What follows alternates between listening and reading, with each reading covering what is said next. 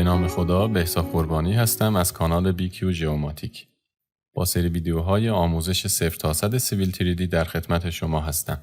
در 3 قسمت قبلی با محیط نرم افزار آشنا شدیم و مقداری هم با تول اسپیس آشنایی پیدا کردیم. در این ویدیو قرار بود با قسمت ستینگ تول اسپیس آشنا بشیم، منتها به دلیل سوالاتی که شما دوستان در واتساپ و در کامنت ها ازم پرسیدین، میخوام در این ویدیو یه مروری به درس های قبل داشته باشم و مواردی که یادم رفته بود اونجا بگم اینجا به خدمتتون عرض کنم.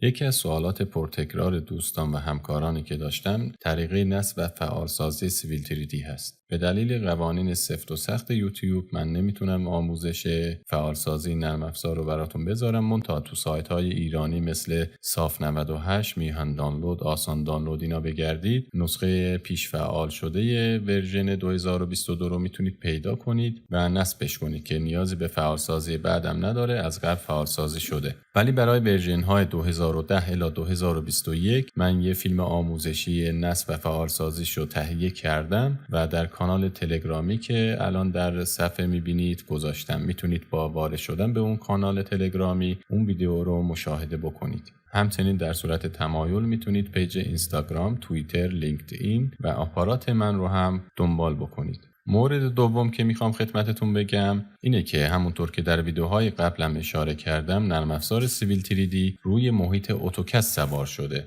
بنابراین دستورات پایه اتوکد اینجا هم خیلی به درد ما میخوره و استفاده داره. اگر با این دستورات مثل دستورات ترسیمی مانند ترسیم پلیلاین، دایره، پالیگان و غیره، یا دستورات ویرایشی مثل کپی، موو، اریز و غیره آشنایی ندارین، من کانال یوتیوبی داداش دوقلوی خودم بهنام کد رو خدمتتون معرفی میکنم که همینطور که میبینید ویدیوهای خیلی زیادی هم گذاشته، هم به صورت پروژه محور و هم به صورت ترفندی اتوکد رو آموزش میده. مطلب سوم نمایش منوهای سیویل 3D هست. همونطور که در ویدیوهای قبل اشاره کردم، اینها تب‌های ما هستند که میبینید. منتها علاوه بر این تب‌ها میتونیم منوهای مربوط به سیویل 3D رو هم اینجا فعال کنیم. برای فعال کردن منوها کافیه با زدن این گزینه و انتخاب شو منو بار منوها رو فعال کنید. همینطور که میبینید همه منوها اینجا فعال شدن. البته همه دستوراتی که در این منوها هستن در تب‌های ما هم هستن و من توصیه میکنم که با تب‌ها بیشتر کار کنید و عادت کنیم بهش. اگر در مواردی نتونستید گزینه ای رو در تب‌ها پیدا کنید، اون موقع میتونید از این منوها استفاده کنید. برای اینکه منوها رو دوباره به حالت هاید در بیاریم کافیه از همین روش استفاده کنیم و این بار میبینید که اون گزینه شو منو بار تبدیل شده به هاید منو بار. با زدن این گزینه دوباره منوها هاید میشن. یه مورد دیگه که از دوستان پرسیده بودن نمایش پریویو سطوح یا الاینمنت ها در این قسمت هست. خب همینطور که میبینید من اینجا یه سطحی رو انتخاب کردم ولی اینجا برای من نشون نمیده. برای اینکه پریویو این عوارض سیویل 3D مثل سورفیس یا الاینمنت یا هر چی رو در این قسمت پایین ببینید، باید مطمئن بشید که در این قسمت این گزینه شما فعال باشه. همینطور که میبینید من این سطوح انتخاب میکنم ولی چیزی اینجا نشون داده نمیشه.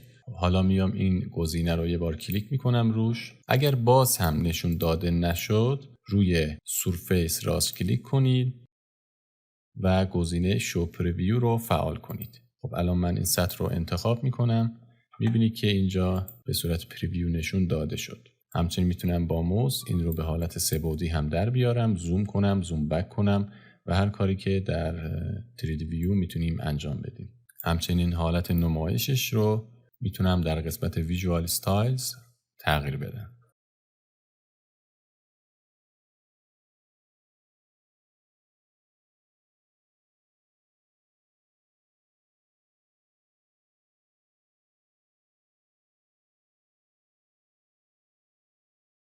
اگر سطحی با اینکه پریویو ما فعال هست نشون داده نمیشه، مربوط به استایلش هست. میبینید که این سطح رو نشون میده به ما، منتها این سطح رو نشون نمیده.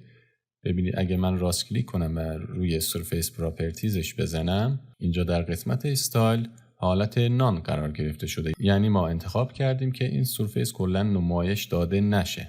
میتونیم با تغییر استایلش به استایل های دیگه اون رو هم ببینیم. اینجا همینطور که میبینید الان دیگه نمایش داده میشه. همچنین این رو هم در نظر بگیرید که ممکنه نمایش ما در حالت دو بعدی فعال باشه، یعنی به صورت پلان که داریم از بالا نگاه میکنیم فعال باشه، ولی وقتی این رو به حالت سه بعدی در میاریم نشون داده نشه، که اینم مربوط به استایلش است. حالا این رو هم من یه توضیح مختصر میدم، منتها توضیحات مفصل رو در ویدیوهای بعد خواهم گفت. در همین قسمت سورفیس پراپرتیز رو میزنم، در قسمت سورفیس استایل این گزینه یعنی ادیت استایل رو میزنم. در تب دیسپلی که مربوط به نمایش لایه ها و عوارض ماست، در این قسمت گزینه پلان فعال هست. اگه این رو روی مدل انتخاب کنیم میتونیم لایه هایی رو که قرار هست تو حالت سه بعدی برای ما نشون داده بشه یا نشه رو اینجا انتخاب بکنیم. همینطور که میبینید میتونیم در قسمت های مختلف مثل مدل، پلان و سکشن که در بعضی عوارض یه گزینه دیگه به اسم پروفایل هم داریم اینجا انتخاب کنیم که کدوم لایه ها نشون داده بشه. مثلا میبینید که در قسمت پلان پوینتس فعال هست، ولی در قسمت مدل برای همین عارضه لایه پوینتس غیر فعال هست. برای اینکه بهتر درکش کنیم من اینجا در قسمت مدل همه لایه ها رو خاموش میکنم برای این استایل، اما در قسمت پلان میبینید که روشن هست.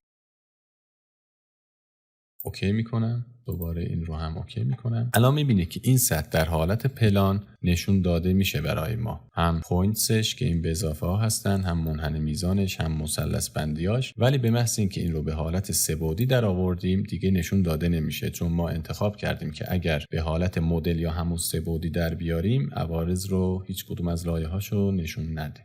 خب همین کارها رو مثلا تو قسمت الاینمنتس هم یه چک میکنیم. الاینمنتس ها رو باز میکنم، یکیشون رو انتخاب میکنم، میبینید که نشون داده نمیشه. دوباره روی الاینمنت راست کلیک میکنم و شو پریویو رو میزنم. الان یکیشون رو انتخاب میکنم، میبینید که الان برای ما نشون داد. امیدوارم این ویدیو براتون مفید بوده باشه. اگر موردی یا سوالی داشتین حتما تو قسمت کامنت ها بپرسید. این پیج رو اگه هنوز سابسکرایب نکردید حتما سابسکرایب کنید و علامت زنگوله رو هم فعال کنید تا به محض اینکه من ویدیو جدیدی گذاشتم برای شما اطلاع داده بشه.